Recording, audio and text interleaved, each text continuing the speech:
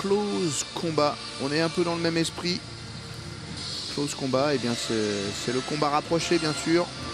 Et c'est le combat, comme cette tenue le laisse deviner, des militaires. Les militaires évidemment ont besoin des arts martiaux pour leur travail spécifique, quelle que soit la logique, groupe d'intervention, ou infiltration, ou défense à main nue quand l'arme est perdue, ou pour protéger l'arme. Enfin, ce sont toujours des situations assez spécifiques, comme d'ailleurs dans les arts martiaux traditionnels, où quand on a son arme, on ne fait pas les arts martiaux pareils que quand on ne l'a pas.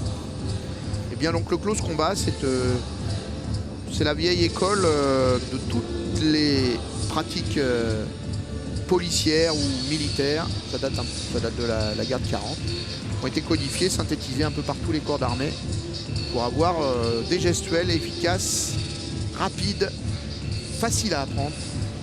C'est l'esprit du close combat. Et l'équipe que vous voyez là, elle est menée par Danny Stuyven. Voilà. C'est grâce à lui qu'on a cette belle démonstration. Un néerlandais.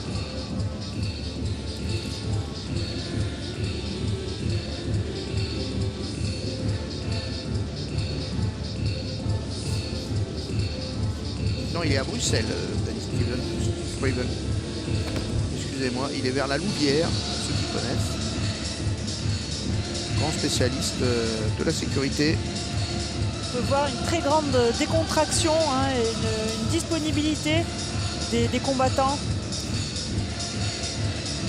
Ils sont très relâchés, détendus et en même temps très efficaces suite à l'assaut. Oui, c'est le paradoxe.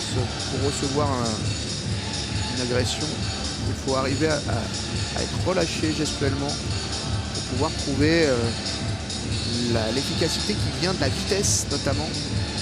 Et la vitesse sans relâchement, c'est pas possible de l'atteindre. Donc ça, c'est une des complexités des arts martiaux. Et j'imagine évidemment du close combat, de la situation réelle.